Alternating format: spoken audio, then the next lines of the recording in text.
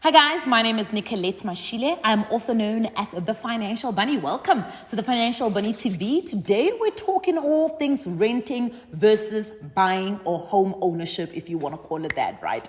Now remember that none of my videos constitute as financial advice. If you are looking for financial advice, please speak to somebody who is certified and registered with the FSCA to be able to give you financial advice. So let's get straight into it. So every single month, at the end of the month, I am reminded that I am a property owner, right? Luckily for me this year, I was able to add two more, last year and this year, I was able to add two more additional properties, which is land, to my portfolio. So currently I'm sitting with 7 properties that I'm currently paying for, managing, and doing all sorts of things for, right?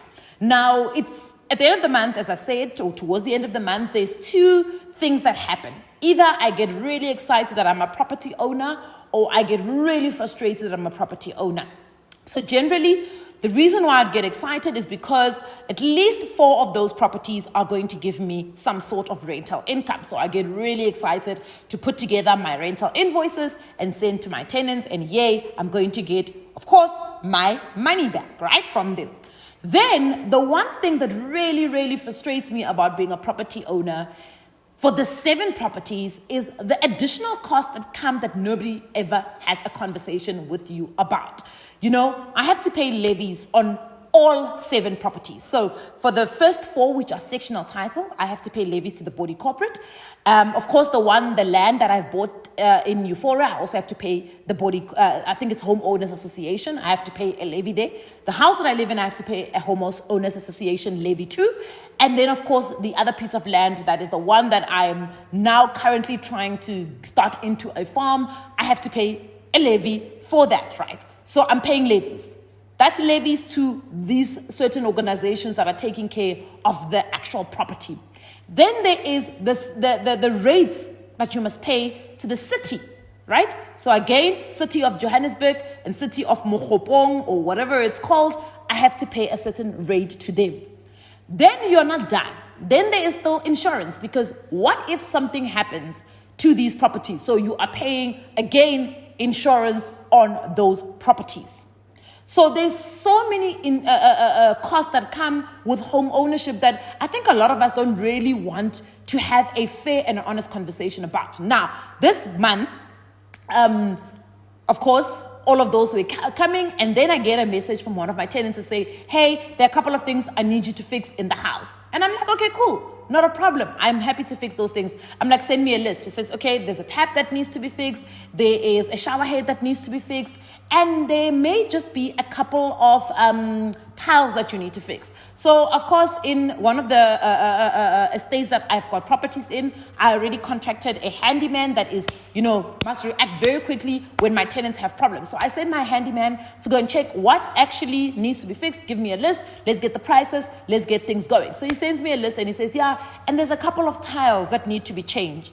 So I'm like, okay, a couple of tiles. I mean, it can't be a bad thing. We can change a couple of tiles. So I then say to him, okay, can you take a picture of the tile that we've got there that we now need to go and match with a tile in the shop? Because the other big problem that you get is that if the property was built a couple of years ago and the tiles that were used then, you may not find those tiles in the tile shop anymore, right? You may need to go high and low to be able to find a matching tile.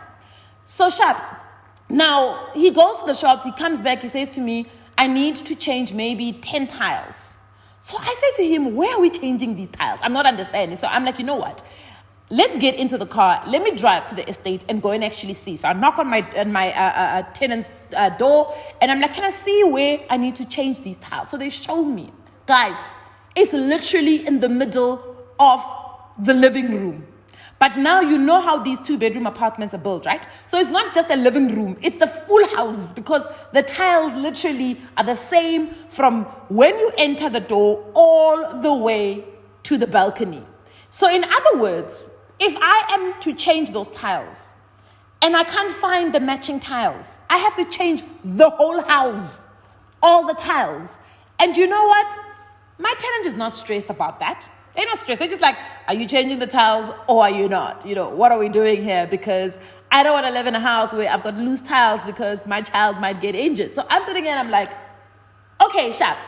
If I need to change this house, I need to first and foremost go and check in my reserves whether I've got enough money to change this house.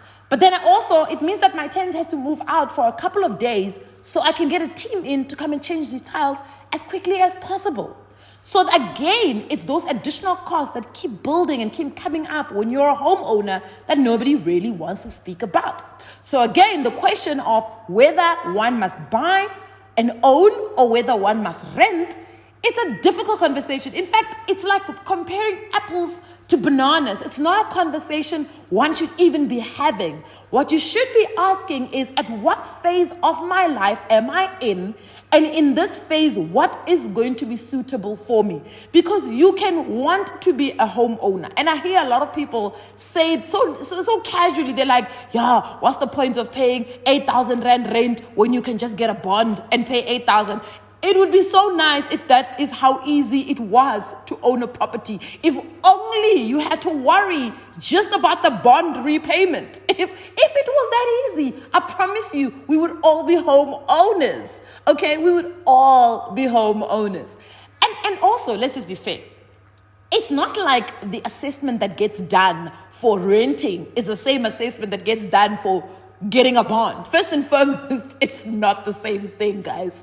When you are looking to rent out a property, they literally get a TPN report on you. They look at the last maybe 2 or 3 years. Where have you been living? Have you been changing? Have you been paying your rent? Okay, sharp kudos. You can afford to actually pay an 8,000 Rand rent. When they're looking at a bond or over so long, they're looking at your credit assessment. They're looking at your credit rating or credit status. They're looking at your affordability. Then you have to look at other assessments yourself. Can I actually afford this bond plus the insurance plus the bond insurance? So remember, let me just put it this way. For instance, on this house specifically, I pay the bond, right? The bond. I then pay the building insurance. I then pay the bond insurance. I then pay the levy, which is Homeowners Association levy. I then pay the rates and taxes at the city of Johannesburg. So, if to put in perspective, my bond alone, just the bond, I've managed to reduce the bond to 17,000 Rand. So the bond on its own is 17,000 Rand on this house. Then over and above the 17,000 Rand, there is 3.5, which is the Homeowners Association levy. Then there is City of Johannesburg. It's another 3,000 Rand to City of Johannesburg. So it's now 23,000. Remember, it's 17 plus the 3,000. Then it's actually 23,500. And then it's insurance, which is, I think it's 800 Rand. And then there's the bond insurance, which I think also is around about, I think it's like 400 Rand. So, listen to these costs, okay? If you were renting out this house, you probably would be renting it out at 25,000 and above, right? But you would not need to pay all those additional costs that come with this house. And when something breaks, for instance, when I moved in the first couple of weeks, the garage door broke. Then the other day, the trestle or that window thing was letting rain in. Now the other day, I saw that my concrete slab is actually cracking because of waterproofing issues. Then the other day, I had, in actual fact, when I first moved in here, I had a wooden, that thing at the bottom, what do you call it? I can't remember what it's called. And it was rotting. And I had to replace that. I had to bring people in to do that. Then, sning, the water temperature is off. I've got to get that fixed. So this conversation and this argument about renting versus owning is it's just not a good conversation to have, because it just does not make sense.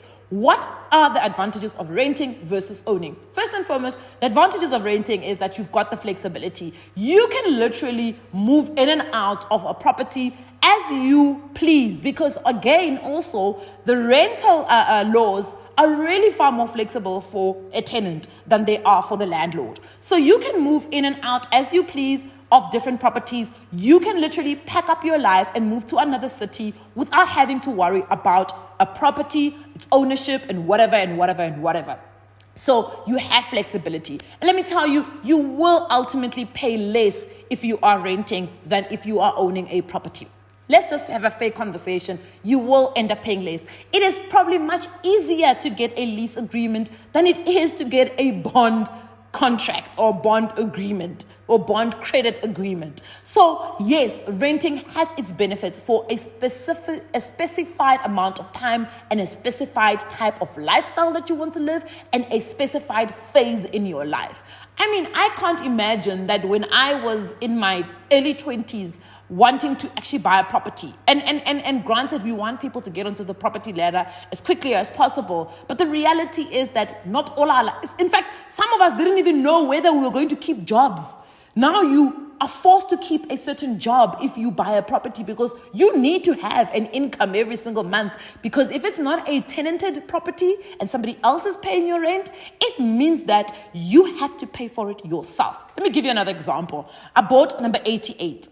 When I bought number 88, it took so long for it to get registered at the deeds office. So for quite a number of months of me buying number 88, I needed to wait until it got registered.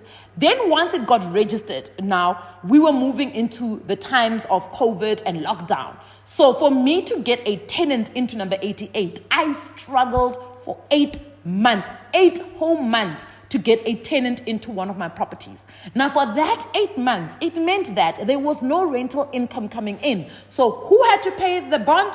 Kipi here. Kipi is responsible for that bond. So you must think about these things before you jump into having a conversation about what is better between renting versus ownership. It's not an easy conversation to have like that, and really it's not a fair comparison.